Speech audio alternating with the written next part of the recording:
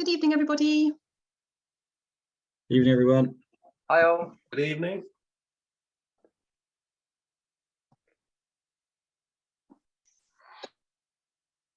Good evening to those joining us.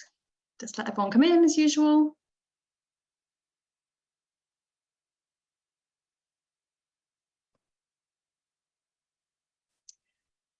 Good evening. If you're just joining us, we'll give it a few more seconds, let the last few people pop in.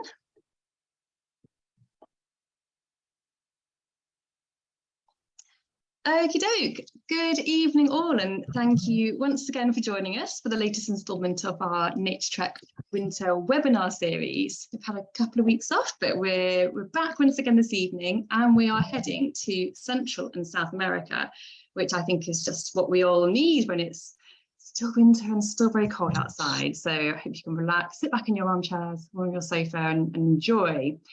So this evening, I'm very pleased to be joined by one of our operations managers, Tom Mabbett, talking to us from Cheltenham. He is one of our full-time members of staff in the office, and Tom is bookending the evening with taking us to Guyana, which where we'll kick off with, and then finishing off in the Brazilian Pantanal.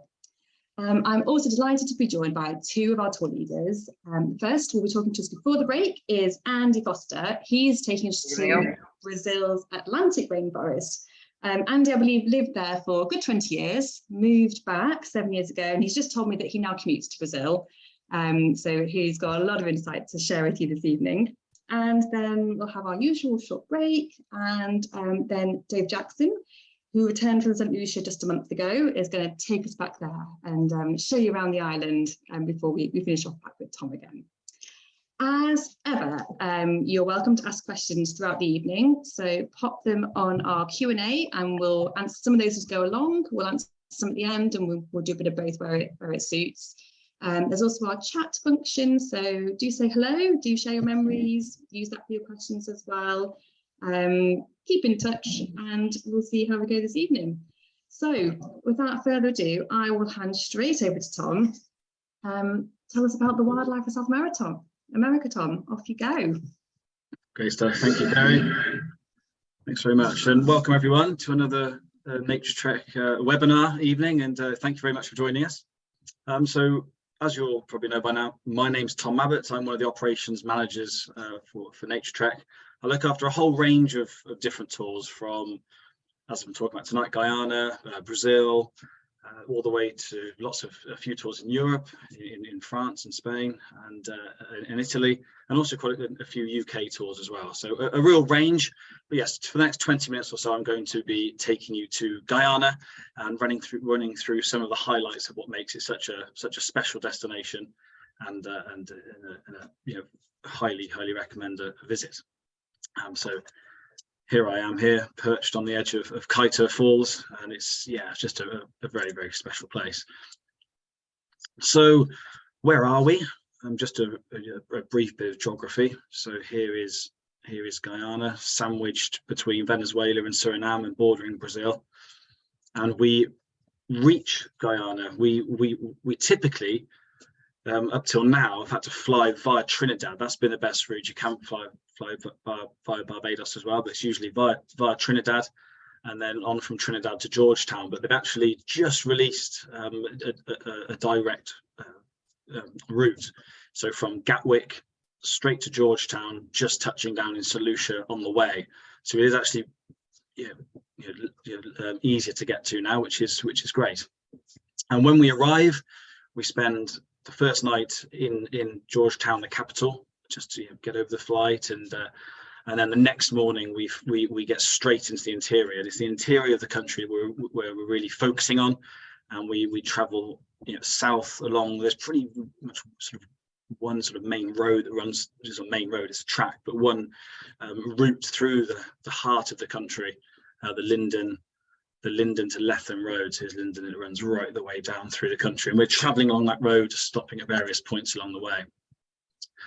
So we will take a chartered flight on the second day and get straight into the action, flying over endless rainforest. And it is a really special experience. We charter a light aircraft, and we fly over this, what they call the sort of sea of broccoli. You're looking down and it's just endless forest as far as the eye can see, and it's just a really sort of humbling view, and just so special to think that these places still exist. And Guyana is still around 80% covered in this sort of untouched, pristine rainforest, and just you really feel like you're traveling to some places that are just really little explored, some areas that have really never been explored. And this is the view that we have around 20 minutes, half an hour after taking off. We circle over the top of Kaita Falls, and it's an absolutely incredible view. And this photo taken from the aircraft.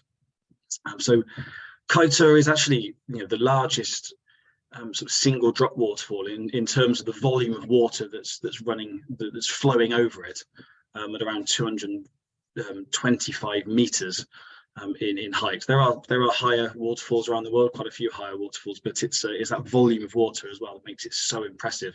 It's around 4 times the height of Niagara, so it's a really impressive sight. And we'll then land at the Kaita National Park, and we're able to have an explore here for a couple of hours, do some birding, and have a good sort of view of the falls from the ground as well. You can get right up to the edge. It's not like in some other parts of the world where there's lots of tourists around, handrails, souvenir shops. It's just our group of 8-10 people, and the falls all to ourselves. It's absolutely incredible. Here's another view of Kaita from, you can walk right up to the edge and to experience it. And that's the view from there. We explored. We were doing some birding. It's a great place to see Guyana cock of the rock. Actually, our group that's just returned had some really nice sightings of 4 or 5 males at a lek site, and we also go finding the smaller things as well. This is the endemic golden rocket frog, which is found. This is the only place it's found in the bromeliads that are found around the falls.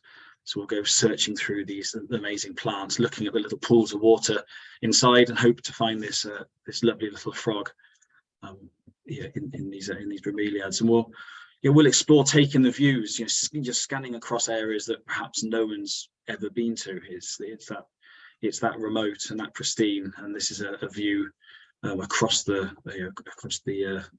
national park from the top of the falls. So from there we get back in the light aircraft and then fly on to our first lodge, and we stay for the first 2 nights of the tour at the lodge called Iwakrama Lodge, or it's a research station, and this is a view of that lodge from the air. So you can see it's completely surrounded by fantastic habitat, and with a really nice access onto the Essequibo River, which is the longest river in Guyana. And we'll just take some really nice boat trips and lovely trails through the forest here, and get out exploring, finding wildlife, of course. So macaws are really are very numerous still. This is scarlet macaw here. We'll often have flocks of blue and gold macaws flying over regularly. There's lovely raucous calls they give out as the flocks fly over the lodge, and red and green macaw as well.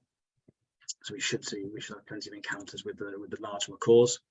We'll get into the forest for some birding. This is crimson crested woodpecker here, and there'll be lots of tanagers and antbirds and a whole host of different species we can find. I mean, it's pristine rainforest. People often say, what's how is the birding in Guyana? It's as tough as it can get at times. You're walking at times, through the forest, and it's dense, pristine forest, and you won't see much for a little bit, and then you come across a mixed flock of species, and it's all hell breaks loose for the next sort of 20 minutes, half an hour, and you're trying to figure out what's there, and it's absolutely fantastic. But this is it's pristine, untouched rainforest. It's incredible habitat. This bird here isn't really isn't a looker. This is a member of the Cotinga family. It's the screaming piha. But it's one of the sort of iconic sounds of the rainforest. As you're walking the trails and exploring here, you'll the sound of screaming piha is all around you, and often every day you're hearing this bird. It can be tricky to see. This is a shot of it through the foliage here, but I'll try and play the sound of this bird. A video that was taken by our leader, Wally Prince. He sent it to me recently, so this is a video. See if you can hear it. Very easily how to find anything. It's on the tree. There's 5,000. His mouth open, that's what you want. They're fighting for territory or love laugh? So I hope you could all hear that, and that takes me back to the rainforests of South America. You heard them in Guyana and Peru as well. Yeah, fantastic sound, and it's one of the move on from that. We'll head to Mannequin Lex. This is one of my grainy photos. I will say that all the photos on both of my talks this evening are taken on the tour. There's no sort of stock professional images, and they're all the grainy ones by myself and the better ones by group members and tour leaders. This is a white-capped manakin, so we'll visit a number of different Mannequin Lex. So these birds, the males will come and display to attract the attention of the females, and we'll visit known sort of Lex sites of these fabulous little birds. White-throated toucans, really loud, distinctive sort of yelping call, often fills the air around the lodge in the early mornings. We get out and see these sort of iconic Amazonian species. I always include a snake slide. Here it is for Guyana, the fer de lance, with this incredible camouflage resting in the leaf litter. Very venomous pit viper, nothing to be concerned of course, but we see them fairly frequently on the tour, and we've got a chance of seeing another, a range of reptiles and amphibians as we travel through the country. And as I said, we'll spend time viewing wildlife by boat as well. So there's plenty of opportunities to walk, cover the vast array of trails here at Ewok Rama, but we'll get out on the Essequibo and just take some lovely boat outings and view the wildlife from the water, whether it's troops of capuchin monkeys or paralyzed jacamar possibly perched up in the riverside vegetation. There's always something that we came and hauled out on the sandbanks, and egrets everywhere, and maybe a king vulture. So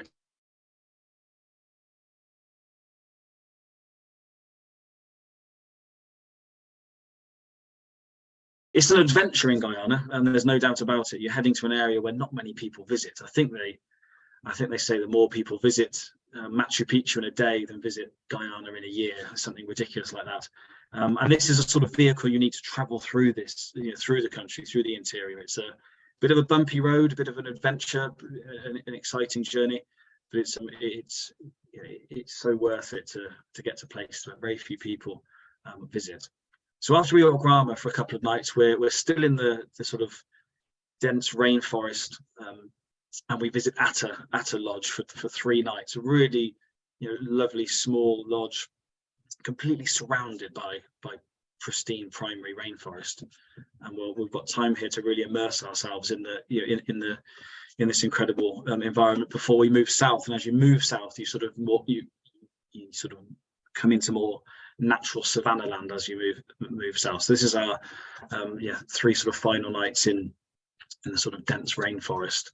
Black curassows will be wandering around the grounds of the lodge, coming out to the forest. We might see grey-winged trumpeters as well, moving out into the shorter grass turf around the lodge. There's a lovely canopy walkway at Atta. We've got access to that, so we can get up there in the early mornings, and it's just a really special experience to get up on these on the walkway and these towers here, and just soak up the rainforest and the sights and the sounds as the rainforest comes to life. There'll be howler monkeys up here. It's a great place to see sought after species such as Pompadour Cotinga we might see here, Guyanan toucanet, for instance. Lots of endemic or range restricted species that we hope to see sort of scanning and having a good look from the canopy walkway.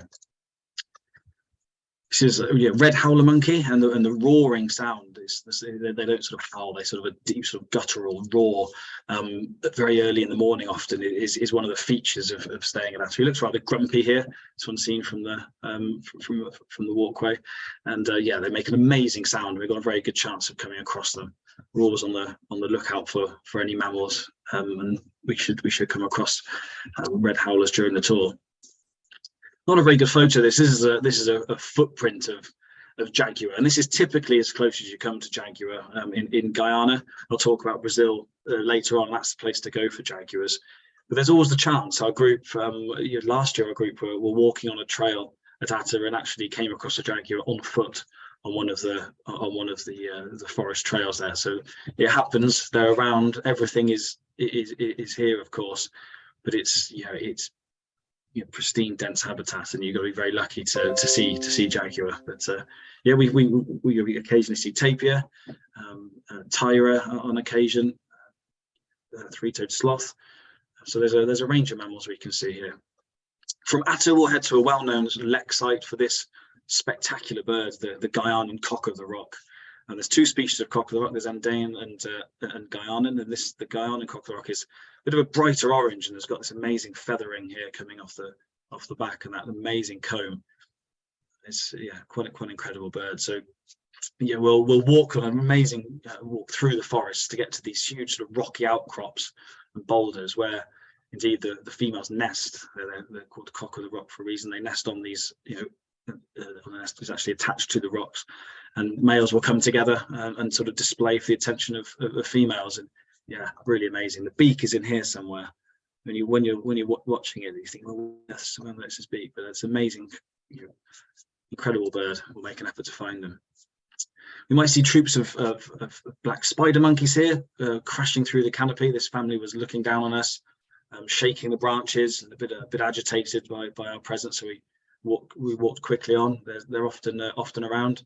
Little youngster clinging on to mum there, and there's just so much life, so much of everything to enjoy. This is one of the blue morpho butterflies, huge butterfly, sort of dinner plate size butterfly gliding through the forest with these amazing flashes of blue on the wing. Really, really special.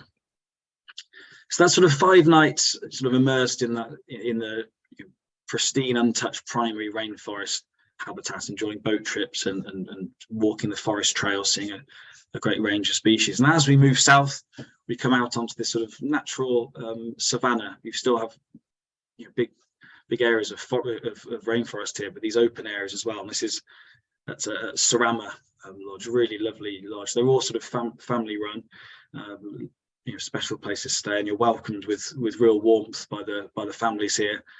And you're with your guides right throughout the tour, and then there's often local guides at the lodges. The youngsters really wanting to get into wildlife and guiding, and they'll come out with you and know where things are found, and makes a really lovely atmosphere. And there'll be a different suite of species here. It's a little bit more open ground, a bit more area to scan and look further. Burrowing owl here, out in the grassland, buff-necked ibis and southern lapwings here.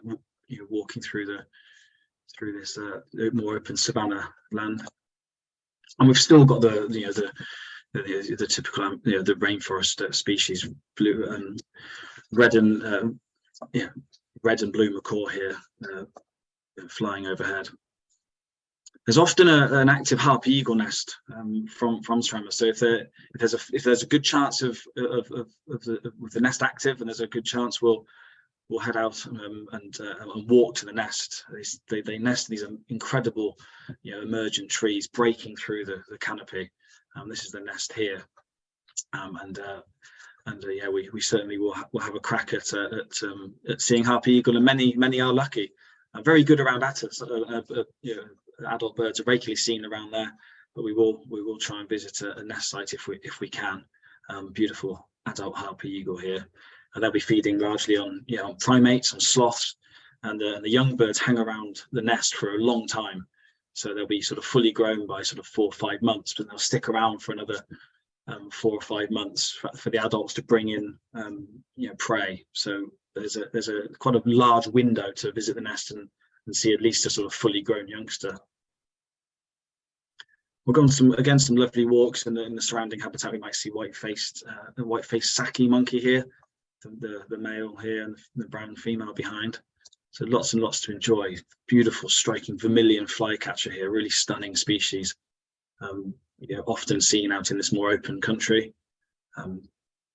Yellow-faced caracara and black vulture here, just hanging around the lodge grounds. There's always so much to see. This is a sort of typical view over the sort of savanna open country as you move south through the interior of Guyana. We'll then finish at Karanambu Ranch, an old cattle ranch. All the accommodations are all en suite. You don't have to share at all. There's no camping.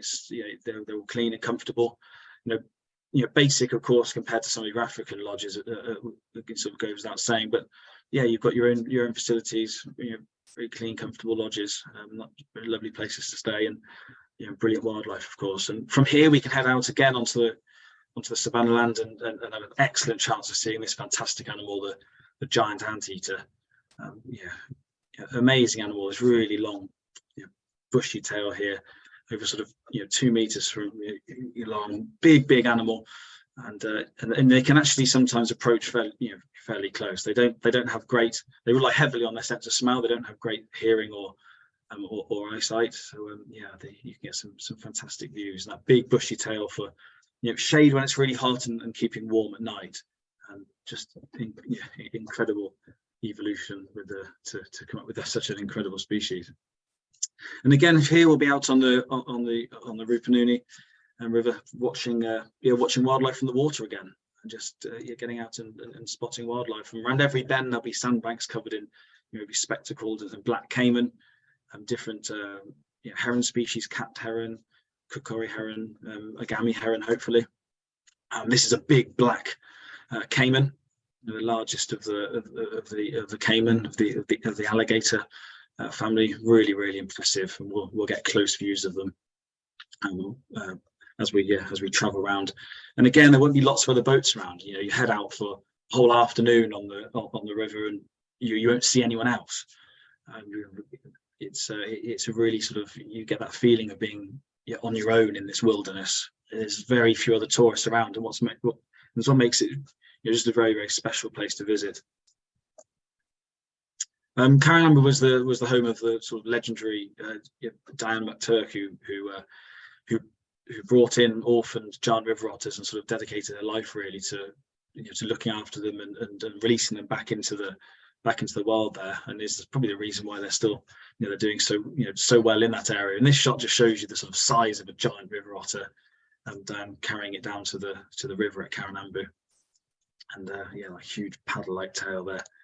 Fantastic creatures. And this is one of my photos from my time there, and there'll be far better photos I'll show you from the Pantanal, and they're much easier to see there. But we very good success with finding them at Karanambu, but they're not so used to people. There's not so many people around. They're not used to the boat, so they tend to be a little bit more wary and shy. But that's the nature of it in Guyana. The wildlife isn't used to people being around, but it's all there.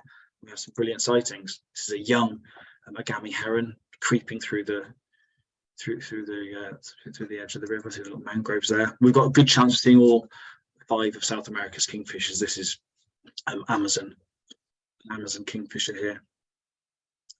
This is the rather bizarre capuchin bird, another member of the Katinga family. It sort of looks bald on top and makes this really funny sort of mechanical sort of cow-like call in the early mornings, calling from the forest around Karanambu. We'll head out and try and find some of these birds just around the lodge. Excuse me. Another special feature here is finding these areas of quiet waters or backwaters where you get these huge and giant water lilies. It's a striated heron here walking across the top of one of these absolutely massive lilies. And we'll head out. We'll just shut the engine off and just float through this amazing habitat, having a really good look at these giant water lilies. And it's a lovely way to end the day. You sit with a bit of rum punch and a bit of a sundowner in amongst all the giant water lilies and the sounds of the forest. It's a wonderful experience, and the flowers start to open up and then the insects come in and pollinate them. It's really, really special. So after Caranamba, we'll then fly back to Georgetown, and we'll spend a couple of days in Georgetown doing a bit of birding along the Demerara River and the coastal areas. There's a few other species along there that we can pick up. And we'll head out and try and find scarlet ibis and hoatzin being the national bird of Guyana. So we'll see a lot of different species along the coastal areas there in Georgetown. And as I said, those of you that want to sort of extend your holiday and carry on and head to head somewhere on the way there, on the way back, it is possible, and it's to fly via Trinidad and stay at the Azawite Centre, for instance, is a possibility, and we're able to arrange that to have some bit of relaxation and sort of easy birding in Trinidad on the way back. So that's a good option there. But that's a whistle stop through Guyana, a fantastic place, a really very special place to visit. And any questions, of course, you can feel free to pop on the chat or ask at the end. So I'm now going to, that's me done for Guyana. So I'm going to hand over to Andy Foster now, who's going to talk to you about the Atlantic rainforest in Brazil. Over to you, Andy. Lovely, thanks a lot, Tom. Just gonna put my screen up. There you go, stop that. Lovely. There we go. One more click. And there we go. All good. Wonderful. Okay, well, good evening, everybody. My name's Andy Foster, and I'm going to whisk you away for the next 20 minutes to southeast Brazil. Okay, I've been lucky enough to live in Brazil for the last 20 years, and been leading the, just pop that up there. There we go. I'm just going to pop that there. And been leading the Best of Brazil's Atlantic Rainforest Tour for Naturetrek for the last 19 years. So where do we go in Brazil? We go to southeast Brazil. Okay, the photo there on the left-hand side is of Brazil itself. You can see the Amazon in the light green there. But we're going to concentrate on the right-hand side of that slide there in the Atlantic rainforest. Okay, we're going to be based just in Rio, this area here. The Atlantic rainforest runs down the whole eastern side of Brazil's coast there. If you pop over to this map here, you're going to fly into Rio. Okay, the kind of tour logistics, we fly into Rio de Janeiro, and then we take about a 3-hour drive up to our first destination, which is the Itororó Lodge here. That's where we spend the first 5 nights of the tour, and then we head over to the Guapiaçu Lodge for the last 2 nights of the tour there. So I want to speak to you a little bit about species diversity in the Atlantic rainforest. In Brazil itself, there's just over 1,800 species of bird, and in the Atlantic rainforest, just under 900 species, of which 180 are endemics. It's obviously not just all about birds this trip. There's also 298 mammal species within the Atlantic rainforest, 20,000 plant species, 2,000 vertebrate species, 475 amphibian species, and also plenty of reptiles, as you can see there, and with a very high number of endemics. This bird here on the right-hand side was taken in the Itororó Lodge grounds. It's a variegated antpitter. And we're going to spend basically our whole time within the Três Picos State Park, okay, within the state of Rio de Janeiro. This is a park that's just about 20 years old and covers 65,000 hectares. It's within the districts of Teresópolis, Guapimirim, Silva Jardim, Nova Friburgo, and Cachoeiras de Macacu. Bit of a mouthful, that last one. And yeah, we're basically going to spend our time in those 2 last areas there of Nova Friburgo and Cachoeiras. So where do we stay? 2 wonderful lodges for this tour. On the left-hand side there, you can see Itororó Lodge, where we spend the first 5 nights of the tour. Beautiful lodge, incredibly well looked after there, lovely and rustic, but always nice hot showers, great home-cooked food, and always a wonderful reception by the owners there. And then we move on to our last 2 nights at the Regular Lodge. This is down in the lowlands.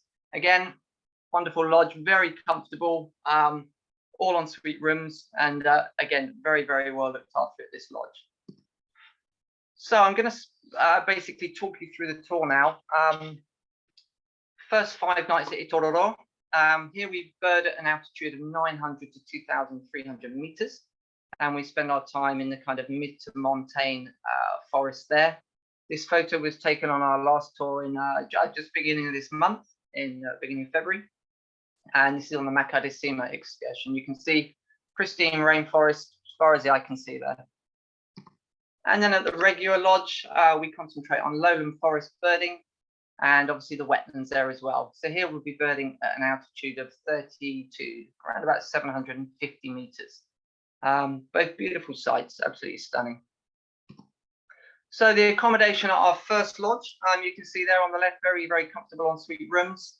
And then the tiny little cozy lodge where we spend our 5 nights there, a little dining area, nice little bar, and sit around the tables and complete our bird checklist every evening. It's a very, very nice atmosphere. You can see there on the left-hand picture, this is a view from one of the rooms at the top above the main lodge. And you can see the decking area down in the bottom of the photo there, and one of the rivers within the lodge grounds. So birding at the lodge, again on the left there, you can see the kind of main infrastructure of the lodge, and see how close that deck is just there on the left with all the feeders. And in the right-hand photo, you can see one of the last Naturetrek groups there on the deck there, looking at the feeders, probably watching some beautiful brassy-breasted tanagers or blonde-crested woodpecker. So birding within the lodge grounds, 200 plus species. It's a 50 acres of grounds that the lodge is surrounded by, and then obviously continue forest from there. Common birds on the feeder there, maroon-bellied parakeet on the left, and not so common, but also a good chance of seeing the beautiful saffron toucanet there. Blondie, as the bird becomes known over the tour, blonde-crested woodpecker. You can see this is taken just to the right of one of the feeding trays there. And the lodge is actually very well set up for photography. Lots of nice branches above all of the feeders and stuff. So as the birds come to land before going onto the feeding tray itself, you get a good opportunity to get some great shots of the birds that are coming in. Plain parakeet there in the morning sun, just waiting down to drop in and have a fresh banana for breakfast. And then magpie tanager there. This is quite a widespread bird. As I said, a lot of the birds here are endemic. It's a rather widespread one, but such a beautiful bird. I wanted to include it. Spot-billed toucanet. This is a stunner. They will come to the feed. It's not quite so common, but within the lodge grounds, you stand a good chance of seeing these. This is a nice male spot-billed toucanet there. One of the 5 Tangara species of tanagers, again, on the lodge feeders. This is a gilt-edged tanager. Stunning bird, very colourful, iridescent, beautiful bird. And then not quite so colourful, but the mouse-coloured tapaculo. A little bit of a skulker. This was taken on our last tour. Might not win any prizes for colour, but it certainly wins a prize for some of the longest toes. So a little skulker there. Black-cheeked gnat-eater just on the edge of its range, but again can be seen well within the lodge grounds. And again, saffron toucanet, couldn't resist but include this one, taken just up to the left-hand side of the deck of the lodge there. So hummingbirds, plenty of hummingbirds within the lodge grounds. These were taken, the white-throated hummingbird there on the left-hand side, taken just in the lodge grounds there, just in front of the lodge.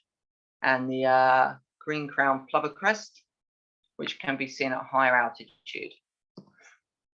Violet cap wood nymph, and showing all its iridescence there, and a Brazilian ruby. Again, common on the lodge feeders, so good chances of seeing these beautiful birds every day. So the trails within the lodge grounds, we do spend a day and a half birding there. Such beautiful forest. You can see plenty of bromeliads, tree ferns, native bamboo, all supporting a wonderful array and variety of birds. So some of the birds we can see within the lodge grounds, some of the antbirds here, fairly skulky little guys, but we do manage to get them out, to get good views of them. There's a Bertoni's antbird there and an ochre rump, both Drymophila antbirds. Can be a little bit tricky to see, but with a bit of perseverance, we get there in the end. And then onto the slightly larger ant shrikes there, white-bearded ant shrike. And picture doesn't really do the giant ant shrike justice there. It's much, much bigger, real chunky beast. I've seen these guys taking frogs and young birds from nests. Quite savage, quite a savage bird, really. Beautiful bird though. Onto wood creepers, foliage gleaners. The black-billed scythebill there on the right is always a bit of star bird. Just to watch this bird feed is absolutely amazing. Just in and out of kind of crevices and bits of bamboo with its long bill, taking out spiders, etc. Really, yeah, pretty amazing sight. And on to the manakins and cotingas, always two very popular families, high on people's wish lists. Pintail manakin there, fairly common in the lodge grounds. You get them lekking in the summer months, 2 or 3 birds doing their little dance, clicking their wings. And the black and gold cotinga there on the right, high altitude endemic, found up at a place I'm going to mention in a minute. So excursions away from the lodge. Like I said, we're based at the lodge for 5 nights, the first lodge. Due to the elevational differences in the Atlantic forest, going from 30 meters in altitude all the way up to 2,300 meters, we go out on day trips to be able to cover all these elevations. Basically, every 200 to 400 meters you climb or drop in altitude, you get a whole different suite of birds. So we take several day trips out. We'll start at the top of the mountains. This is Pico de Caledonia. You can see in the left-hand picture there, Nova Friburgo down in the bottom of the valley, a town with 250,000 inhabitants there. And on the picture on the right there, right on top of the world, really. This is where we go for a lot of the high altitude endemics. Beautiful day out there. This was absolutely stunning views. You can see Rio in the distance. Yeah, quite an amazing place. So as I mentioned, the high altitude endemics, Itachi thistletail there, sorry. Tough bird to see right at the top, real effort, but it's yeah, it really is a pot of gold at the end of the rainbow, that one. And then the very rare, super range restricted grey-winged cotinga. These 2 birds we actually discovered ourselves up on this peak. For the grey-winged cotinga, it was only the 2nd known site in the world, and for the thistletail, the 3rd. So that was yeah, very happy to find those birds up there. Another 2 birds of high altitude, large-tailed ant shrike, and the stunning diadem tanager there. Red-chested warbling finch. These guys move through in little mixed flocks with brassy-breasted tanagers. And then another Dromophila type antbirds, same family as the Ochre-rumped and the Batones earlier, the rufous-tailed. Again, lives just in tiny little clumps of bamboo. Bit of an effort to see, but always worth the effort. So move on to a little bit of open country birding.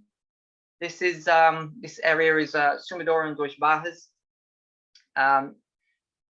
In the past, this all would have been primary rainforest, so it's a little bit of a sad shot.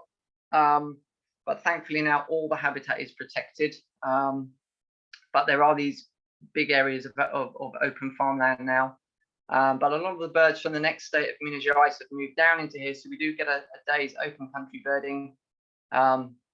Much easier than the forest birding. Nice to have a bit of great photographic opportunities, as you can see by this lesser yellow-headed vulture here. So as I mentioned, the town of Deutsche Bahas there, nice little town square with the church. We often do this trip on a Sunday because there's less traffic through the main town, and it's nice. We stop for coffee in the town square, some cake, and it's nice to see the Brazilians going around their daily lives with the church service often going there. So into the open country birding, burrowing owl, Toko toucan there on the right. All nice, great photographic opportunities on this day trip. Got the streamer-tailed tyrant, black-necked aracari, and one of our main target birds again, one of the rarest birds you'll hopefully see on the trip is the 3-toed jacamar. Population of this bird stands between 2,000 and 5,000 individuals. That's all, just in a very limited area.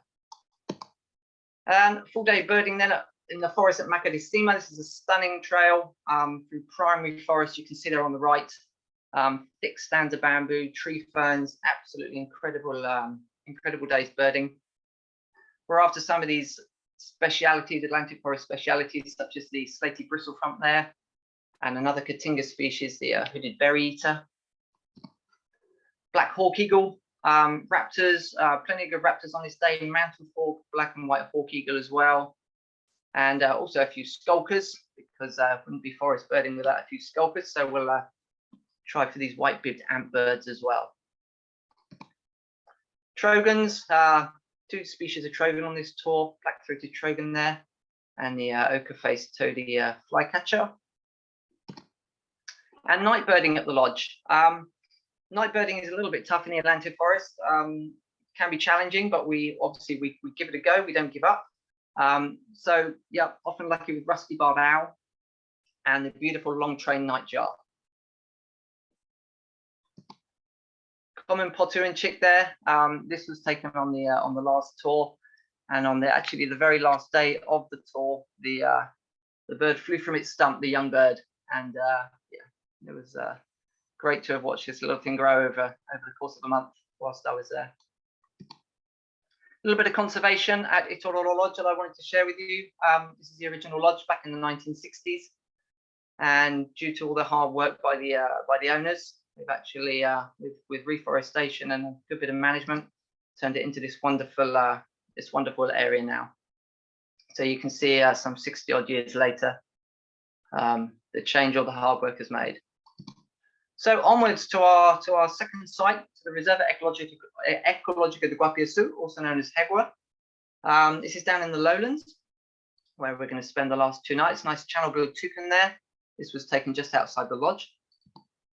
You can see the accommodation at Regua is incredibly comfortable. Being down in the lowlands, obviously we need air conditioning. You can see the air conditioning unit there in the room, and a nice dining area and lounge where we can relax at the end of a good day's birding.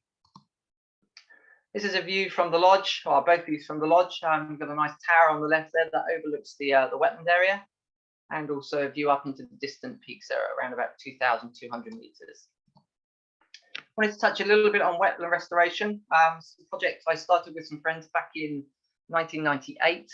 The dream was to basically reflood these pastures. So you can see 2002 there, just pastures. The regular lodge is just up on the distant hill there. On the left, you can just see there, and then basically bulldoze all the land, put in some dams, so you can see 2005 just starting to flood, 2006 filling up nicely, in 2008 you can see all the reeds, etc., starting to grow, and this was on the tour in February, so you can see the difference all the hard work is made there. So birding at Regua, capped heron there, predominantly wetland birding for a day or 2, and also some of the lowland forest birding as well to get some of the lowland endemics. See the whistling herons, ringed kingfisher, both fairly common. Boat-billed herons there tucked away, and the white-headed marsh tyrants. Getting just into the forest edge here, nice rufous-tailed jacamar, chestnut-backed ant shrike. Worth mentioning, all these photos were taken on Naturetrek tours, so you can see the kind of photographic opportunities you get. Speciality for Regua there on the left-hand side, the elegant mourner. This is a bird that breeds at an altitude of about 1,000 meters, and then comes down to overwinter at Regua. So this is always an important target for us, together with the scaled ant bird there. Always a stunner, the frilled coquette, grey-hooded attila, and redneck tanager there. This is another Tangara type tanager. Absolutely stunning. We also see the green-headed as well, brassy breasted, and a white-bearded mannequin there on the right. Plenty of raptors, savannah hawk, beautiful bird there, and little white-barred picolet poking its head out from behind the tree. And night birding at Regua. We always go for the giant snipe. This is always a bit of a highlight of the tour. It's a bit of an effort to find it, but when you do and you get such a stunning view of it like that, it's super rewarding. Always a good little evening's excursion. And the black-banded owl, again, tricky bird, but we always give it a good go. Mottled owl there, having its evening meal. and tropical screech owl. And obviously these tours are not just about birds. We stop and try and see everything else along the way. Mammals are quite tough. There's been, unfortunately, been a lot of hunting in the Atlantic forest over the years. But thankfully, due to a lot of conservation work and protection that a lot of these kind of private reserves are working on now, we're seeing mammals starting to come back down out of the kind of furthest reaches of the valleys. So we've got good chances of brown-throated three-toed sloth there, bit of a mouthful, orange-spined hairy dwarf porcupine, capybara at the wetlands, little white tufted ear marmosets. You can see these on the regular lodge feeders, and the buffy tufted ear marmosets up at Itororo Lodge as well. Broad-snouted caimans, one of the reasons for restoring the wetlands. So they're quite nice, quite easy to see, grow up to about 5 feet in length. Obviously snakes as well, reptiles, nice tropical rat snake there. If you do not like spiders, you need to be looking away for this next one. There's a nice rhinoceros beetle there and a tarantula seen on the Macadisima Road. Okay, for non-spider lovers, that one's gone. Butterflies, moths, Regua has its own moth wall, which is fantastic. We just put the light on at night and see hundreds of different species there the following morning. That's a nice little thing to do first thing in the morning. And a little bit about conservation at Regua. It's a big conservation project. A lot of reforestation. To date, they've planted over 750,000 native trees. They work a lot on land purchase, management agreements with neighbours to make the reserve bigger. They have a young rangers program, which is fantastic, introducing young people into the forest and basically teaching them about the protection, and a lot of research projects as well with the local universities, etc. So by coming on this tour, visiting Southeast Brazil with Naturetrek, you are helping to obviously conservation as well at the 2 lodges where we stay. So that's a very very worthwhile thing to be doing. If you are interested, future tour dates, we do have another one this year in November, and also 2024 in January and November. So hopefully one day we'll see some of you out in Southeast Brazil. Okay, thank you very much.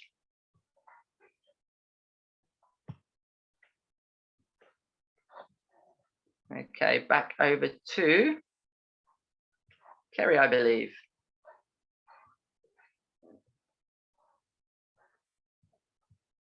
Sorry, I couldn't get my video to start. Thanks There you so go. much, Andy. That was wonderful.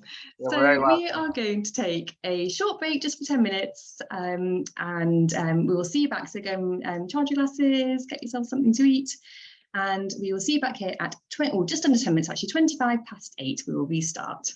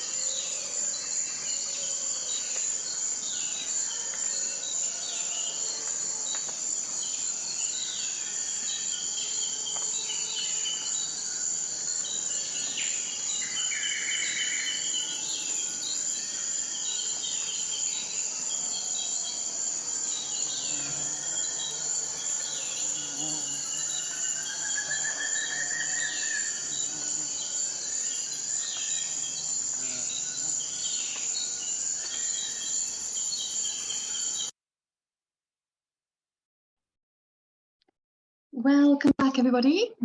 We are going to continue our evening with Dave taking us over to St. Lucia.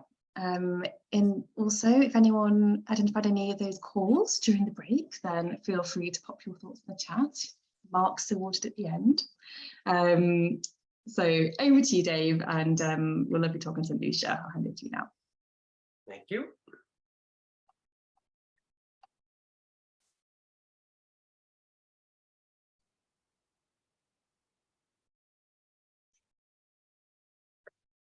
Good evening, everybody, and welcome back. I'm Dave. I've been with Naturetrek since 2019, and since that time, I'm coming up to my 30th tour to various places: Scotland, France, Iceland, the Gambia, and the subject of tonight's talk, which is St. Lucia. When I'm not away on tours, I volunteer for my local wildlife trust, and it's doing maintenance work and wardening, etc. So tonight then, St. Lucia, where is it? Well, it's not too far away from Guyana, from Tom's talk. There it is with the little red flag there. The Caribbean Sea on one side and the Atlantic Ocean on the other. We fly into the airport down here in Vieux-Fort and make our way across to Anse-Chastanay on the Caribbean side, which takes about an hour and a quarter. And from there, we have daily excursions exploring quite a bit of the island. We go as far north up as Castries on one day, and we go there by boat. And another day we venture out to the Quilles Forest Reserve, and also we go to the Rainforest Adventures, St. Lucia up there. So it's fairly compact, small island. It doesn't boast the number of species that we've heard of from the other places, Brazil and Guyana. In fact, the one benefit of that is, as there's only 5 endemic species, we don't take too long doing the checklist at night, and you will remember what you've seen. Now, there's 2 books which I would recommend. If you have you've been to that area, you've probably already got this big one here. But there's another book that was brought out last year, 2022, specifically Birds of the Lesser Antilles, and I find it's a fantastic little field guide. It's really easy to manage, lovely photos in there as well. So that would be ideal if you were just thinking of going there on one of our holidays. So if we leave the airport and drive the hour and a quarter to Anse-Chastanay, and the pitons are never far out of view. There are these 2 extinct volcanoes there that the Soufriere is in the shadow of these volcanoes. This is the view from the resort, the award-winning Anse-Chastanay resort, and one of the bedrooms there. And that's the inside of one of the bedrooms, just for Claire's benefit. And this is the lounge area where we tend to meet up, maybe have a drink or a soft drink in the afternoon, and also in the evening before we go for dinner, if it's still light, although normally it is getting a little bit dark by the time we eat.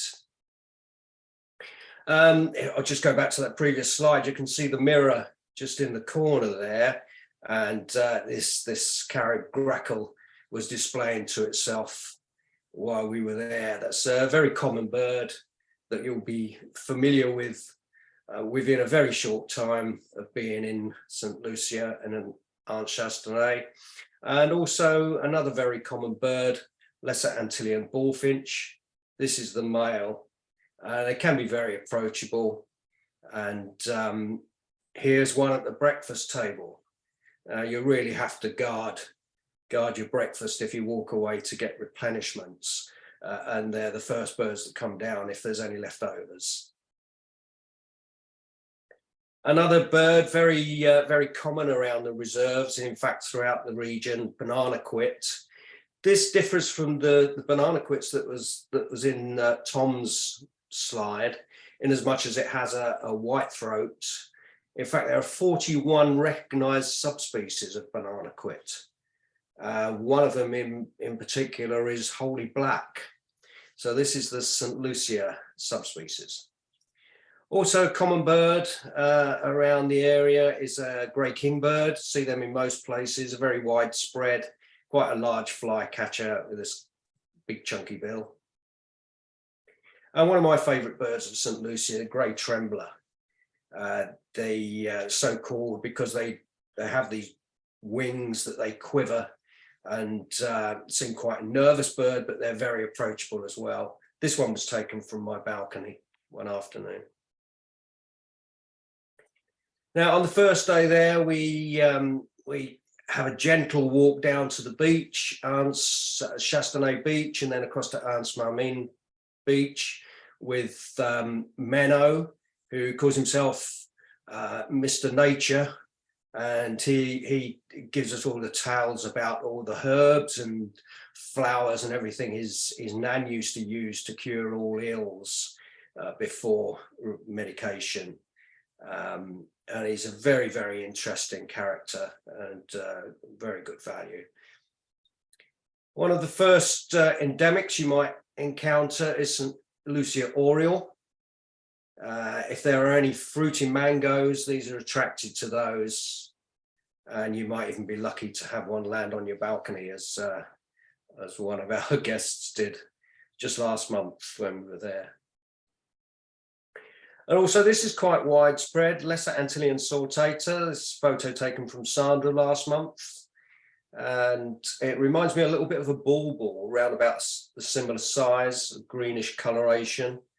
And this one's munching away on leaves, which I've been known to do from time to time as well.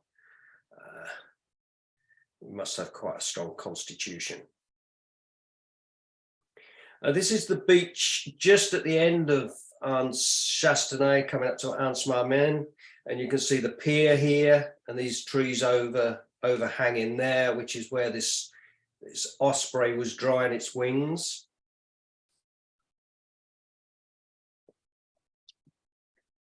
And the pier, you might be lucky to see a belted kingfisher. They patrol from that area, quite often seen swimming across the sea.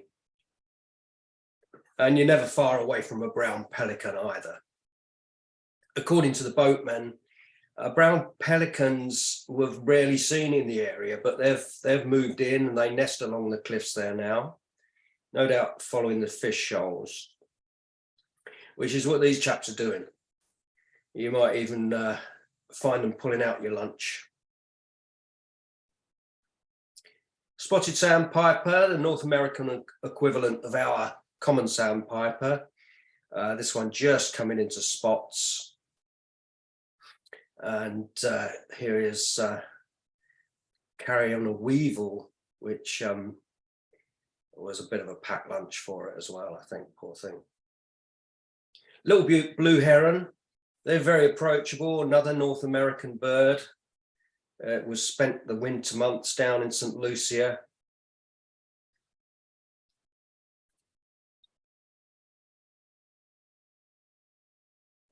Anyone into photography, you should get reasonable shots of this species, and maybe the next one as well.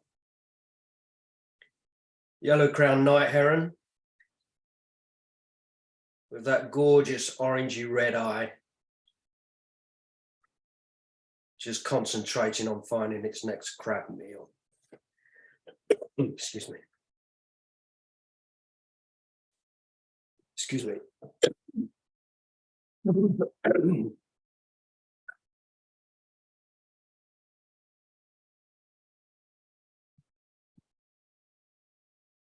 Green heron also, less likely to be seen out on the beach, but this one was taken just inside the woodland, as was this St. Lucia peewee, another endemic.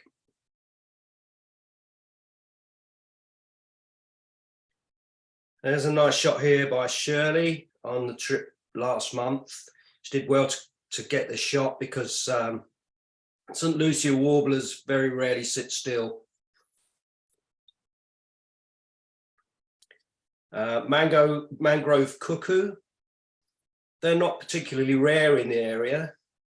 Good to see. Quite often amongst the leaves. And it's one of the cuckoos that make its own nest and rear its own young, unlike our common cuckoo. As we walk up through the woodland, we come to the reservoir.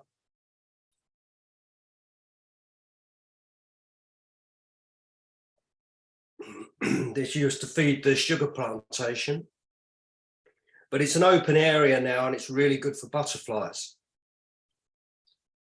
The white peacock, Gulf fritillary, Hanno blue, and this strange looking creature, long-tailed skipper, Caribbean buckeye. A little yellow, as the name suggests, it's about the same size as our common blue. White-tipped black moth, they're a day-flying moth, not too dissimilar to our chimney sweeper moths that you get in the UK. And frangipani moth caterpillar, showing all the signs to any predators, don't eat me. And any grassland area, you could find katydids and grasshoppers if insects are your thing. And looking up where there are no trees, where you get a good vista, you're likely to see broad-winged hawk. It's a smallish buzzard.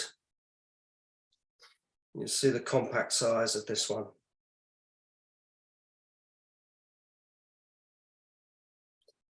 So we've had a morning walk back to the beach restaurant, have time to freshen up for lunch or deciding what you want to do for the afternoon.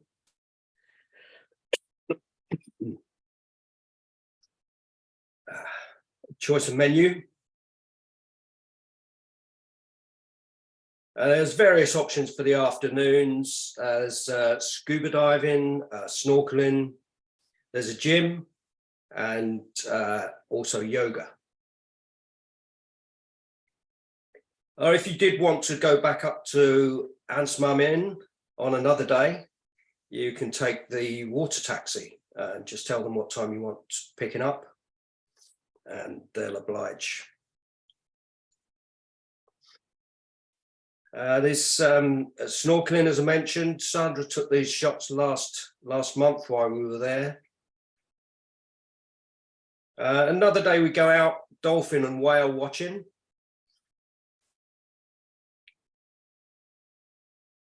We passed Soufriya Bay on the way to a bat cave where the captain manoeuvres his boat round very skillfully so he can see into the cave. The birds that we're likely to be seeing there, magnificent frigate bird and brown booby, very common daily birds. And that's really what we're looking for, pan-tropical spotted or spinner or Fraser's dolphins. And this year we were lucky to see dwarf and pygmy sperm whale. And if you're really lucky, red-billed tropic bird might follow the boat. So we're coming back from the morning out and getting ready for a beach landing. So shoes and socks off. I can't always get up to the jetty to disembark. Another day we go to a rainforest, Descartes Trail, where there's some very special birds there. Green-throated carob, it's possible to see these in the hotel grounds. Also Antillean crested hummingbird, they're quite well spread. And St. Lucia blackfinch, another endemic. There's several places we can find them, including around Mabbett. One of the special birds of the area, rufous-throated solitaire, this gorgeous thrush-sized bird with a lovely song that I'm not going to attempt. That was my plan. And St. Lucia parrot, which is the main reason for coming to this particular trail. That's possibly the best shot that I've got of one. You can hear them coming, and you have to be fairly quick before they disappear back into the forest. White-breasted thrasher is a special bird of this area, not in the trail, the Cartier Trail. That tends to be more wet forest. These prefer drier forests, and they're found on the east side. In fact, there's two populations, one in St. Lucia that holds about 80% of the world's population, and Martinique, which holds the other 20%. There's thoughts that they might be separate species as well, but very, very difficult to see and elusive birds. The other rainforest trail we go to on another day is the Millet Bird Sanctuary, where they started putting out coconuts in 2010 after a hurricane, and that brought out some of the birds out from the forest. We've already seen grey trembler. They're quite easy to see around the hotel area. And also, if we haven't seen blackfinch, then there's a very good chance to see them here. Another day we go up to Castries. It's about an hour's cruise along the coast. While we're waiting for the boat to come in, we're quite entertained by these Sally Lightfoot crabs just below the restaurant there, fighting each other over territory on this tiny piece of rock. Rainforest Adventures. I think the boast about the species you're likely to see there is slightly overstated. There is, I suppose, there's an off chance of seeing St. Lucia parrot, but the blue and gold macaw, I think that's an exaggeration. I wouldn't hold your breath on that one. But it's a fantastic view, and it gives you an idea of the vista from up, and very quiet in these toboggans above the trees. The third hummingbird we're likely to see on the trip, purple-throated carib. This photo was taken there. And also banana quit. There's many flowers in the gardens below the trams, the aerial trams. That can make a nice photo, easy to photo there. Coming back then, the pitons are not too far away in the distance. And if you're lucky, we will have lunch on the boat. And if you're lucky, we might be offered a piton beer before we get to our destination. Sulphur Springs is where we go on another day. This is hailed as the world's only drive-in volcano. And you can smell it before you get there. This area is also very good for birds, actually. The guides show us around the volcano, and we're off looking at other things, more interested in what's going on in the trees than the steaming vents. But that's tied in with a trip to the Emerald Organic Farm, which is the supplier of the hotel, and organic as it says there. And there's flower beds which are brimming with butterflies and also birds, as we're being shown around. A very interesting talk. We get to taste various pods that they're growing on the trees, like cocoa and coffee. And they use all of everything that's grown on there is used in the hotels. They don't compete with surrounding farms. So if you see St. Lucia bananas in your local supermarket, they haven't come from Emerald Farm. but they do star fruit. This was a nice shot taken by Shirley of Antillean crested hummingbird low down on the flowers while we were being, the chefs were preparing our meals.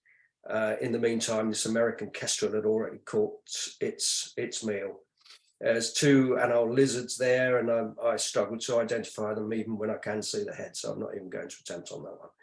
But there's Chef Elijah and Salvatore. They treat us to a fantastic cooking demonstration as Elijah making a vegan meal there. And Salvatore not making a vegan meal. The sight is almost as good as it tastes, so believe you me. And you might be treated to one of their local craft ales. I've not plucked up the courage to ask for this at the bar, this one. And there they are, accepting their round of applause. So we're going back to Soufrière, up to the hotel. A few more slides before we finish off. These are birds that can be seen around the hotel gardens. This was taken from the restaurant in the morning, a little shower of rain. And then it came down to drink from the gutter, scaly-nape pigeon. There's an eider dove, really got to see these close up. They're beautiful little doves, often overlooked. And St. Lucia house wren, I put that in brackets there because that's been spoken about to a possible split and given full status, but bearing in mind what I said about the 41 subspecies of banana quits, I think there's a long time coming with that. So St. Lucia, let her inspire you, and thank you for watching and bearing with me through my ticky throat. Thanks very much, Dave. We'll hand over back to Tom now. He is going to take us back to Brazil to wrap up the evening. Back to you, Tom. Thanks, Gary. Thanks, Dave. That was great. Thanks, Tom. Okie doke. I'll just share my screen with you. Let's bring up Brazil. And away we go. So I'm back for Brazil. You all know me by now. For the next 20 minutes or so, I'm going to take you to the fantastic country of Brazil, and 20 minutes of action-packed slides and moving pretty fast through lots of wonderful species. If you received our newsletter recently, I had I wrote an article in there about being back in Brazil last year. We ran lots of our itineraries, our Just Jaguars tour, our Pantanal and Iguazu tour, a new tour, the mammals and birds of the Amazon and the Pantanal, the Amazon cruise, the Pantanal cruise. All those tours were back in 2022. It was a brilliant season in Brazil, as it's shaping up again to be in 2023. So I'm going to cover largely the Just Jaguars itinerary, and then at the end just cover fairly briefly some of those other tours as well, with a little bit about how it went last year and some of the sightings. So we get to the Pantanal with a direct flight to about 12 hours into Sao Paulo, and then a couple of hours flight from Sao Paulo to Cuiabá, and that's the sort of the entry city to the Pantanal. This area here, this light green area, is the Pantanal, about the size of France, huge, the world's largest wetland, and absolutely teeming with wildlife. And it's absolutely fantastic destination. So once we're into Cuiabá, then we jump into a traditional minibus and drive around an hour to the town of Poconé. And it's really from here that the fun really begins, and we're soon onto this the amazing Trans-Pantanera Road. Those of you watching that have been there will have fantastic memories, no doubt, of travelling along this incredible road. So we soon after we start the Trans-Pantanera, we jump into a sort of an open top safari vehicle. And we're traveling along, stopping and starting, looking at all the incredible range of wildlife. And our first lodge on the Just Jaguars tour is Pouso Alegre here, in sort of the northern end of kilometre 33 of the 147 kilometre Trans-Pantanal road. And this road was initially built to span the Pantanal, but yeah, of course, it's not a great idea building a road across the world's largest wetland. So it ends in Porto Jofre. So essentially, you travel along this road, then you access the area of highest jaguar density here, and then you sort of retrace your steps back along the Trans-Pantanal, and that's the way we work it in the northern Pantanal. So as I was saying, we'll move into a vehicle such as this one here. Nice at a height off the ground, open-sided, perfect view. Can get a bit dusty or one but that's well made up for by the fact you can have such a brilliant view of all the wildlife surrounding you. And it's difficult sometimes to move 50 meters along this road because there's just so much to look at. Every moment saying, "Oh, stop, look at that," or "Stop, look at that," and it's hard to push on at times. It's absolutely superb. So pretty much every body of water is crowded with birds. So there's lots of wood storks here and great egrets. Largely there'll be a range of different heron species as well. Every single little dot in the water here is a Yakari caiman. There are millions of them. The estimates are something ridiculous, between 35 and 80 million Yakari caiman in the Pantanal. They're absolutely everywhere.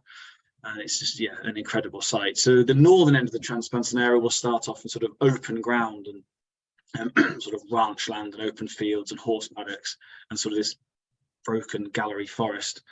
And then as you work your way south, heading towards the jaguar zone that we're heading for, it becomes more water around larger water bodies, and it's sort of a changing habitat. But the whole way along is just an incredible abundance of wildlife.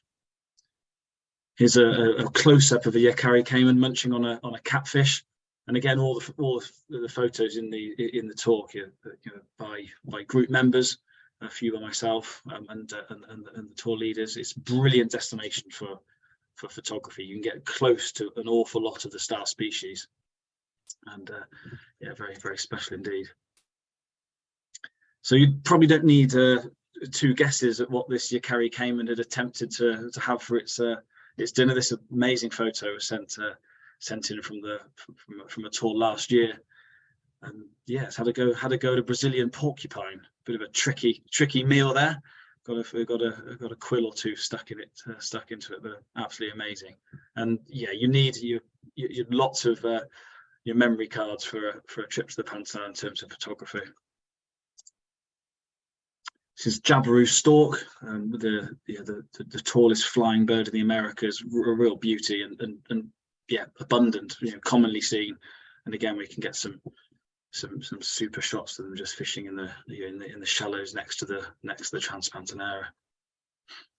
Now, we never use the word guaranteed in wildlife tourism. That's an absolute no-no. But you are guaranteed to see capybaras. They're all over the place, grazing on the lawns of the lodges. Around every corner when you're exploring, there'll be capybaras around. And this is almost certainly a male. He's got this large sort of lump here, this scent gland, marilla they call it, larger on males than females. And there's lots of them around. So again, another species on the menu for jaguars, as the jaguars feed very heavily on the Yakari caiman, also on capybara as well. The bird life's spectacular. This is snail kite, one of the more commonly seen raptors along the Trans-Pantanal. The really distinctively hooked bill feeds on quite large apple snails. And this is just a shot of they're all snail kites, a big sort of migratory flock of snail kites there. Really, really impressive numbers.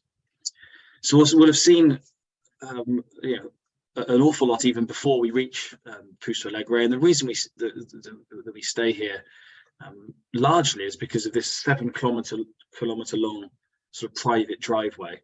There's not often a lot of traffic on the Trans-Pantanal, but you can have vehicles coming the other direction.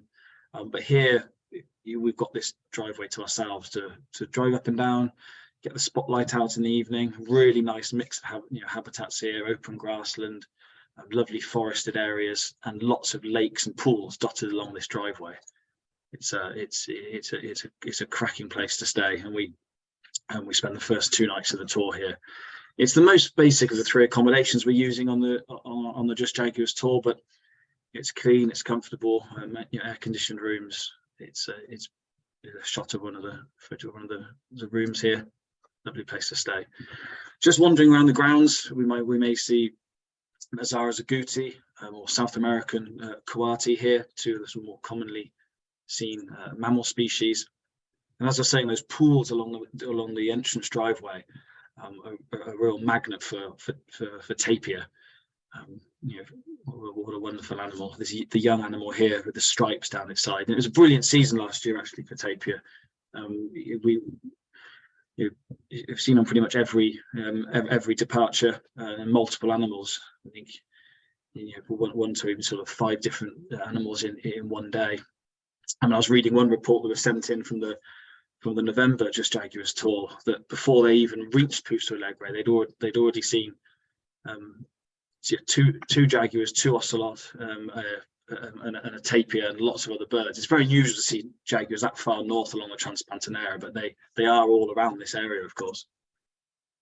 Giant anteater I touched on in talking about Guyana. A chance of giant anteater in this, again, in the more northern area of the Trans-Pantanal. Incredible animal. The youngster clinging onto its mother's back here as it's crossing the sandy dirt road of the Trans-Pantanal. This is a southern tamandua, the cousin of a giant anteater. This arboreal anteater. He's up in the trees raiding termite nests and bees' nests up in the trees. And occasionally gets down to the ground, of course. But there's wildlife at every turn. You've got to be sharp-eyed everywhere when you're visiting. The grounds of Pouso Alegre are first class for birding. This is hyacinth macaw, of course. It's incredibly strong bill cracking through this palm nut, and they breed in the ground, so we've got a superb chance of seeing them. And again, they often pose wonderfully well for photos. In the grounds, we'll see greater rhea here and chestnut-eared aracari, two very special species that we hope to encounter and enjoy just around getting out for some nice walks. We're able to stretch our legs a bit here, get out onto these sort of open grounds and walk around the lodge. And then after our 2 nights at Pouso Alegre, we're back onto the Trans-Pantanal road, and we're travelling all the way to the end where it runs out at Porto Jofre. I'm stopping and starting on the way, getting off for leg stretches whenever we need to. There's no rush. There's an awful lot to see, and it's an absolute safari in itself. A couple of capybara crossing the road here, the youngster there. And this is our destination. We reach Porto Jofre. We then hop into some motorboats and travel for around 15, 18 kilometers upriver to the Jaguar Flotel. And it's our base for the next 4 nights, staying here at the Flotel, which doubles as a sort of research station. The jaguars are very closely studied. There's a log of every single animal that's been seen over a number of years, and it's a brilliant place to stay, and gives us access to the very best areas very quickly. We don't need to travel anywhere to get to the key rivers for the jaguars. We're already there, so it actually increases our chance of having private sightings at times, because we can strike out and reach areas long before people coming from further afield. Very nice rooms, probably the nicest accommodation you can have in the area. And we use the suites on the Just Jaguars itinerary. So these are the larger rooms with lovely views, very spacious rooms. And then it's a case of getting out onto the smaller spotting boats and exploring the area. It's great fun, heading up little tributaries and riverways, getting out on the larger on the Cuyaba River and the Puquiri, and finding wildlife. You see here the boats in 2 rows of 6, so we have maximum of 12 in a group. So essentially everyone has a side, and so everyone's got a perfect view. And there's just so much to see. Black skimmer here, an amazing bird, that incredibly elongated lower mandible. You get flocks of them just cruising over the water, just drifting that lower mandible through the surface of the water and connecting with its next meal. Just as it's demonstrating here, gliding over the water. You might come around the next bend and there'll be, hyacinth macaws coming down for a drink, and some black vultures there. Lots to look at. Yellow anaconda here, holding up in a hole in the riverbank that was created by the catfish, and the water recedes, and it leaves quite a few holes in the riverbank, and it's a good place to check out and look for a basking yellow anaconda. So I called it the jaguar zone earlier. It could really also be called the giant otter zone. It's a brilliant place to see giant otters and spend time with them and get some absolutely brilliant views. Here they're used to people being around. They're very photogenic. They don't show a great deal of fear, and they'll move around in these big family parties, noisy, feeding a lot of the time and posing really well. They've got this unique markings on their throat, so each animal has a sort of different markings here, which is showing very well. And yeah, it's a privilege to spend time with them when you're in the Pantanal, and we'll shut off the engine, just spend time watching them traveling around. These are all photos. Most of these photos taken from last season. Lovely family party of giant otters there. And again, the photographic opportunities are amazing. This is how close up you can get to them. And this animal's caught a fish very close to us and is taking it away to munch through it. Yeah, rather unfortunate day for that fish there, and you can see the teeth of the giant otter there. And this is our ultimate goal. The reason we've traveled all this distance to get to this incredible place is to see and spend time with the mighty jaguar. We'll be traveling the waterways, looking on the sort of gaps in the gallery forest, and hoping to see a sight just like this, a jaguar resting on the riverbank. And right through the season, so we run the tours from June right through to November. And throughout the season, there's not really a distinct month that has a better chance than another. The riverbanks that the jaguars hunt along and could be seen along are exposed throughout that season. So it's a fantastic chance to see them whenever you visit, really. And this is a bit more of an atmospheric habitat shot of finding a jaguar. And this is what I mean by the banks of the river. It will fluctuate a little bit, but only fluctuates the water level on the river by sort of a couple of meters through the season. So you don't see a great deal of difference whether you're there at the start of the season in June or at the end of the summer in sort of October, November. We can witness some amazing behavior. We've got 4 nights, so we're getting out morning and afternoon and finding jaguars, of course appreciating all the wildlife we come across. And we see some amazing sights. This is an adult and a young jaguar having a tug of war with a yellow anaconda, pulling it apart there. Unfortunate snake, but what a photo from a few seasons ago, that one. And a photo taken from one of the tours last year, a jaguar creeping over a branch overhanging the river. Just stunning opportunities for amazing views and also photographs as well. And as I said, often it's the nature there. You will be watching jaguars with other boats around, but our goal was prime our guys to get out and try and find have private time with jaguars, and we're perfectly positioned on the flotel. We might then, we've had some amazing sightings with other boats around. We might strike out upriver on the Pequiri to try and find our own. And when I was there a couple of years ago, we came around the bend. It's just us around, no one else about. And these 2 jaguar cubs are swimming across the river to get from one side to the other, and we could hear the sort of quite loud alarm calls from the female that was desperately trying to call them back. We just obviously immediately closed off and gave them plenty of space, and being like children, they took absolutely no notice of mum and just carried on swimming across the other side, and we watched her as she swam and caught them up. It was an amazing encounter and no one else around. That's essentially our aim when we're there, to spend time with these beautiful big cats. So after our fill of jaguars, if there's ever such thing as that, we're back onto the Trans-Pantanal, back along these 122, I think, rickety bridges. and the wealth of wildlife that comes with it. We will then finish up with 3 nights at Southwell Pantanal Lodge, or Santa Teresa. It's also known as, and it's a lovely place to finish the tour back on the land-based lodge. Chance to stretch our legs, explore around the grounds, and get out on the water as well. Really nice, good, comfortable lodge to finish the tour. Sun bitters displaying here, very frequently seen, and a fantastic chance to see the beautiful agami heron. I showed you a young bird on the Guyana slides. This is an adult agami heron with this really long, dagger-like bill, and it's almost mane-like feathering around the neck. Beautiful bird. And on one boat trip here, you can often see all 5 of South America's kingfish. This is green and rufous kingfisher. We also have green kingfisher, Amazon, ringed kingfisher, and an American pygmy kingfisher. So it's a brilliant place to enjoy your kingfishers. Taco toucan coming down to the grounds of the lodge, and there's some often bits of fruit are put out in a feeding station. It brings in lots of species, including this absolute beauty.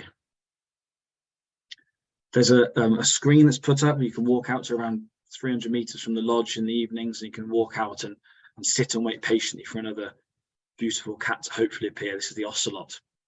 What a beautiful animal. It will hopefully come out and show for a little time in an open area, short distance from the lodge, and then it's back to the lodge to relax after that. But there's just so much to see. There's wildlife around every turn. There's even an area where mangoes are fallen and are put out, and occasionally a tapir will come out into the open area, so you can sit and wait to watch the tapir as well. So many highlights. So that's a very quick whistle stop through the Just Jaguars tour. I'm running over a little bit, but I'm eating a little bit into question and answers. But we have a number of other itineraries, of course, and there are so many options with a holiday to Brazil. You can do the Just Jaguars tour and add on certain extensions, or you can travel on our Pantanal and Iguazu itinerary. This is the magnificent Iguazu Falls here, which is a little bit more bird focused, but you're still seeing all the mammals, of course, and it combines it with time birding around the fantastic Atlantic rainforest habitat, as Andy was talking about, which is found down here around the falls. So we not only soak up the incredible falls, quite literally, and we also get some great birding in as well. This is a great dusky swift here, one of the emblematic birds of Iguazu, which roosts and nests actually often behind these curtains of water. And this one here, hunkering down his nest covered in water, quite amazing. And spot-billed toucanet as well, one of the sort of star species here. Excuse me. Last year we ran for the first time our birds and mammals of the Amazon and Pantanal itinerary. So we're combining the Amazon and the Pantanal. It's a fantastic tour, and this is a view across the southern Amazon here. So it's a short flight from Cuiabá to Alta Floresta to access this area, and we stay at a fantastic reserve, Fazenda São Nicolau, to experience the southern Amazon and a whole different range of species, of course. And one of the features of that tour is visiting an active harpy eagle nest. They're studied very well in this area. And there's over 30 nests that are being monitored in this state, and we'll be able to have the privilege of visiting an active nest site. There's a beautiful young bird here. Look at the power in those legs and those talons there. An absolutely fantastic bird. And a visitor, a couple of years ago now, actually, the young bird came onto the tower. There's a tower that's positioned so you can view the nest at eye level. And this the inquisitive youngster came and said hello, but quite intimidating, looking down on the guest there. Those huge feet, huge talons, powerful enough to take monkeys and sloths, of course. And a beautiful adult if you're lucky. It's also a brilliant area for macaws, of course. Blue and yellow macaw here, and some rare primates. This is white-nosed saki, and there's also grey woolly monkeys. Some very range-restricted primates can be found here. So it's a brilliant few days in the Amazon, then followed by the Pantanal. You can also get out into the Pantanal on the cruise. We head further into the all the way to sort of the fully protected Pantanal National Park on the Panoramico. So we cover the sort of the core jaguar area, having some amazing views of giant otters along the way, more incredible jaguar action, and then travelling all the way to the protected area of the national park, and these sort of granite peaks a long way, into the heart of the Pantanal on this exclusive cruise. So moving a little bit away from the Pantanal, we also run an amazing cruise up the Amazon, along the Rio Negro all the way to the João National Park, and that ran again in 2022 with great success and some fabulous sightings. Again, chartering the Iracema, so we can go exactly where we want, moor up where we want every evening, and get out onto the smaller spotting boats to find wildlife. View of one of the cabins there, and just getting out on these dugout canoes and exploring deep into the Amazon. So this is from Manaus, so we're heading far into the sort of heart of the Amazon, and just such a range of species to find there. Spangled cotinga here, white-throated toucan, swallowtail kites, hoatzins lining the edge of the river there, wire-tailed manakins, one of the star species, golden-backed uakari. There's lots of different species to find, and it was a really successful cruise again last year. It was great to be back, and a fantastic opportunity to see the pink river dolphin as well. So it's a really super cruise.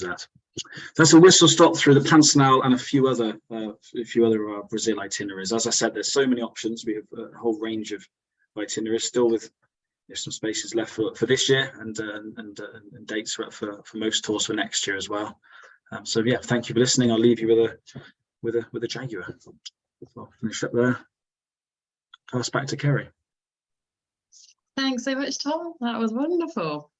Hopefully we can welcome Dave and Andy back to join us as well. Thank you both for your talks too. And we will take a few questions. So if you do have any questions, feel free to pop them in the box now and we'll take a look, or in the chat if it's easier, whatever works for you. And Tom, I think as you've just been speaking, and there are a couple of questions sat here waiting for you, let's go straight into those ones. We have two people wanting you to compare and contrast a couple of tours, if you will. So she is asking how the Pantanal section of the tour you were describing, so just jaguars, compares with that section of the big cats South America tour. And then Dave is also asking how that compares with the mammals of the Pantanal tour. Do you want to do them all in one go, or one then the other? Yeah, I'll do them all in one go. So you're visiting the same areas essentially across those itineraries, just spending a little bit of different amount of time in each location. On the Just Jaguars tour, you're visiting, you're staying at Pouso Alegre, the Flotel and Salto Pantanal Lodge on the way back. On the I forget which tours to compare now, but you're visiting those locations. Yes. On those tours as well. It differs slightly on some of the trips. I use the standard rooms on the Flotel on the mammals of the Pantanal tour, for instance. That's a way of keeping the price down a bit. It's as everywhere they've risen in Brazil, so it's a slight difference there. That's all sort of detailed in the itinerary. It's just slightly different lengths of time spent in the different locations across those tours, really. But you still experience that drive, that amazing drive on the Trans-Pantanera, and all that incredible wildlife. But it just differs slightly between the tours. Okay, thank you. Yeah, and I'm sure you can always pop onto the website and get those full itineraries and digest it all in much more detail. Yeah. There are a few questions on Guyana, which I think were quite useful, just to bring up again now. So sorry, Tom, I'm going to grill you just for a few minutes. No problem. Often asked best time to travel. So when is the ideal time for Guyana? Do you want to just go over that one again? Yeah. So we visit in November and February. We've always operated our tours with great success over many years. It can rain at any time, of course, but the heaviest rain is really typically from May to September, sort of December, January time. So we're sort of either side of that sort of main rainy season.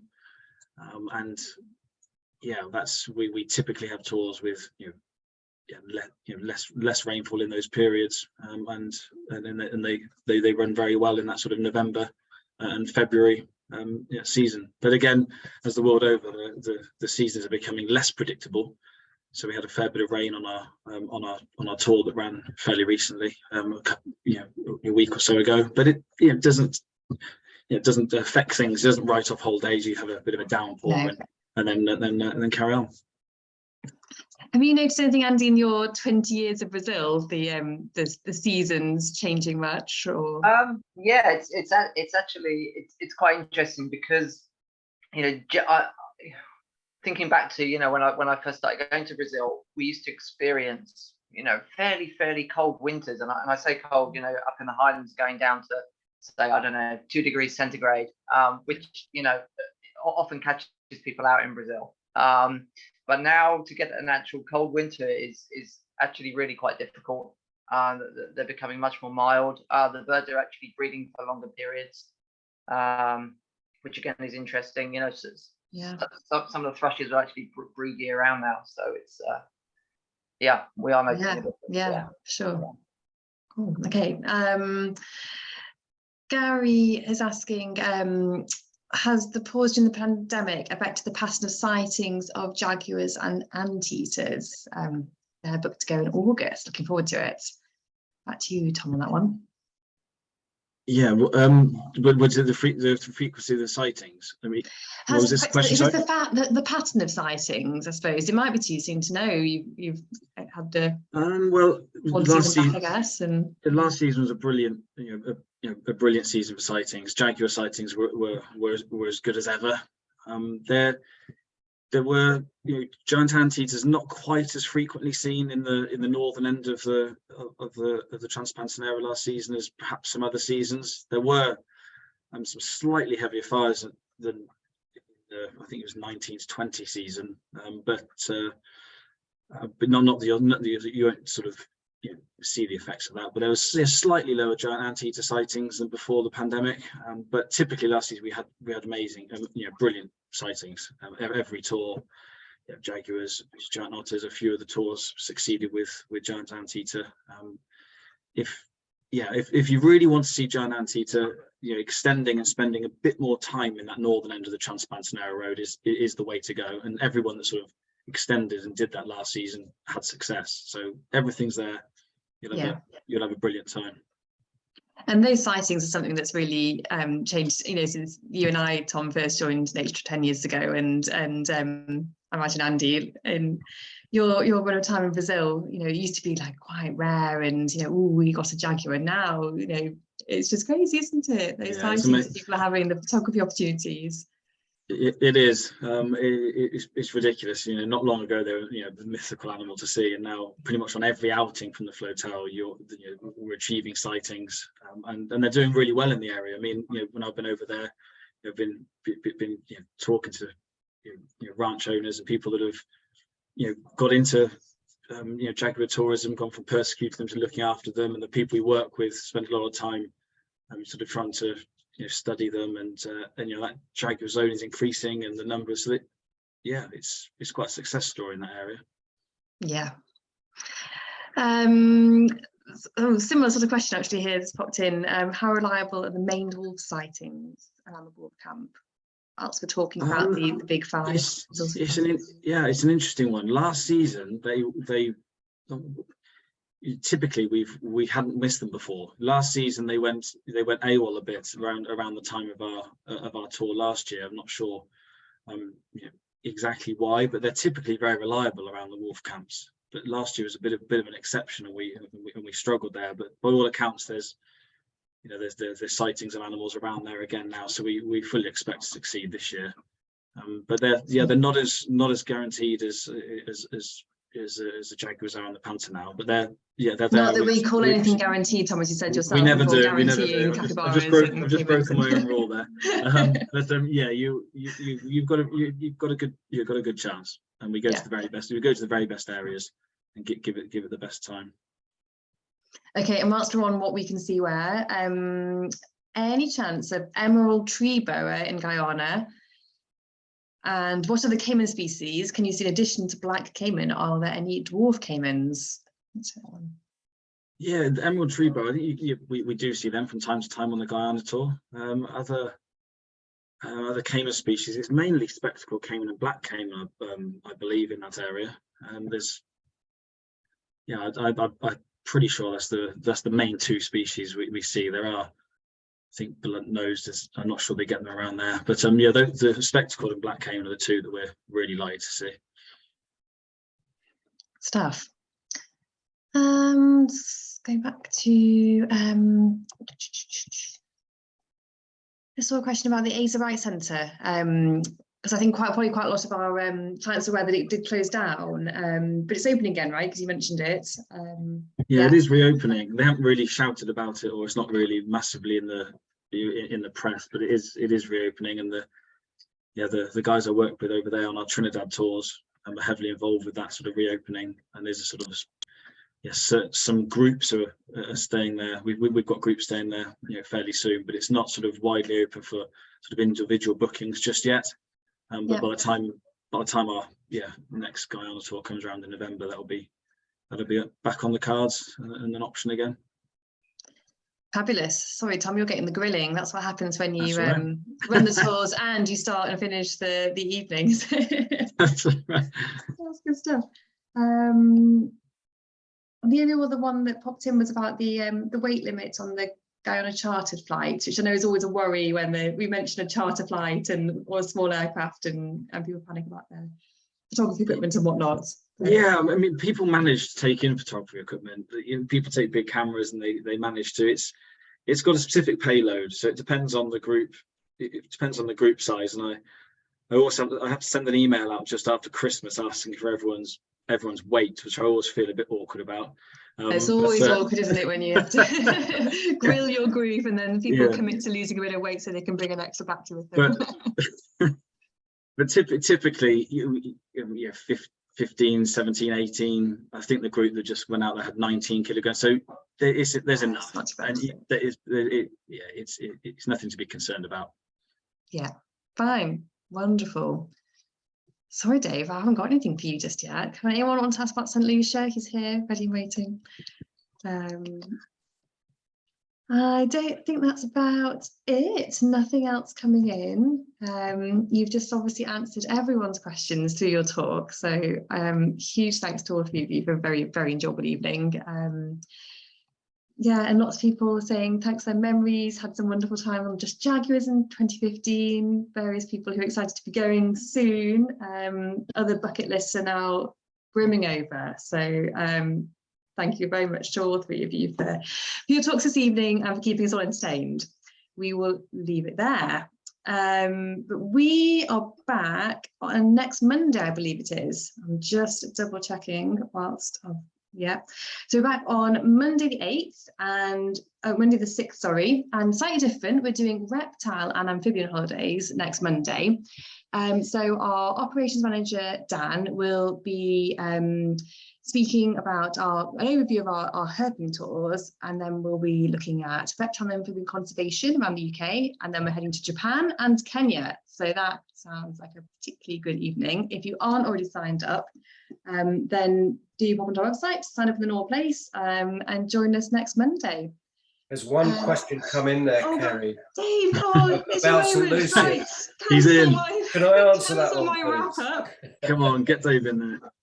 Here we go. Come on, Dave. Right, here you go. Is there extra snorkeling cost in St. Lucia? No, there isn't. Great. That's the short answer. Go on, tell us more about the snorkeling. It's only 15 yards off the beach, so you can practically walk out to it. It's that close, and fantastic by all accounts. And equipment, that's always my next follow-up. Yeah, it's all there. It's all there. Any provided. Equipment you want, it's all there, free of charge. It's all included. Lovely, and what a dream! I imagine. I fancy going for a snorkel in the seas of St. Lucia just now. That'd be delightful. Great. I'm glad we got you in there at the end. Wonderful. I'll be in touch with Sheila and Dave on their questions about specific differences on the Brazil tours. I didn't answer that one particularly well. I've only just actually read what they've typed there, but I'll be in touch with you both, and we can talk through the differences of those. Fab. Yeah, always good to have a chat about these things. Yeah. Marvellous. All right. Thanks again, all three of you. Have a lovely rest of your evening, and we'll see everyone else very soon for the next instalment. That's one. Good night. Thanks, everyone. Thanks a lot. See you. Cheers, Bye, Kate. bye. Cheers, Dave. Cheers. Andy. See you. Thanks a lot. See you.